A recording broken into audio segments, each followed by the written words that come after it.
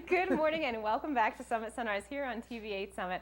I am joined by Adrian with Arapahoe Basin. Good morning. Good morning. And we were just laughing because we were discussing food. Yes. Because I love Arapahoe Basin's food. I think we all do. We all do. But we should really be talking about the snow too. The only thing better than a powder day is the food you eat on a powder day. So, I mean, yeah, skiing's great. It's awesome. We had a lot of snow. We've had so much snow. It was great. But let's talk about the food. 8 feet this season. But yeah, the food is amazing. You should just stop and eat all day. Just come up. Yeah, just come to eat. Don't even put your boots on. Just walk on over to the 6th Alley. Order food. I've never done that before in my life, ever. Yeah. Of course not. No. Never. I might have maybe put my ski pants on, but not actually gone skiing. But I've definitely done that. yeah, the beach will do that to you.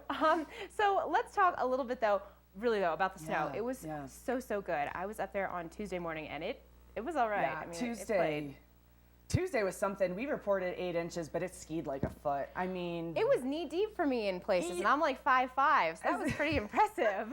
Dude, every time it hit my thighs, I was like, oh, I'm so tall and it's really deep here. I'm very excited. Yeah. It was outstanding. You know, Patrol was able to get Norway open. So the snow's actually still really good over there. Same with International over on Poly. Poly's skiing great. That new coverage has really helped us, and every snowfall is a step closer to Montezuma Bowl too. That's right. Well, we were talking that Alan Hensroth, Yes. the fearless leader at Arapahoe Basin, keeps teasing Montezuma Bowl. Snow tease, totally. He had great photos from there yesterday. The snowcats mate it to the bottom, which is kind of a big deal. You know, we need to get that snow all compacted and groomed near the lift. So okay, right. That would make sense. Yep, of course. And if we can get all that snow pushed down there and get the coverage. And there are those pictures that we were just talking about. Yeah, it's looking really, really good. You know, Montezuma Bowl, this is its 9th season. And we've had 2 December openings, 3 January openings, and I think 2 February openings. So it's kind of all over the place. It really just depends on how good the snow is. All right, so we're really just relying on good old MN. That's Mother Nature. Yes. Okay. But then let's go back to the food. Please. So Immediately. tomorrow night is the beer dinner. It's a 5-course beer tasting, pairing dinner. Explain. Yes. So Chef Ryback is pairing up with Elevation Brewing out of Salida. Okay. And we'll be having this dinner in the 6th Alley. It's the first dinner in our 6th Alley Supper Club series for this season. What a fun idea. It's very cool. You know, the beer dinner you need reservations for. It's 5 courses. The menu's online. Like, if you've been hesitating, check out the menu. It's incredible. Okay. You know, Chef also does have some considerations for vegetarians, which is nice, like myself.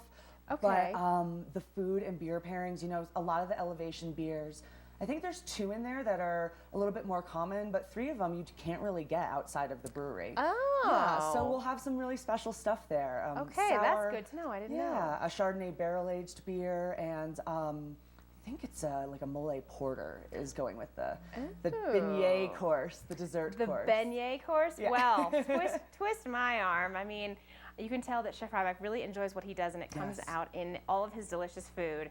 And speaking of food, there are more supper clubs as well. Yeah. And I think it's such a fun idea. It's really cool. You know, so for the beer dinner, we need you to make reservations. It's 21 and over.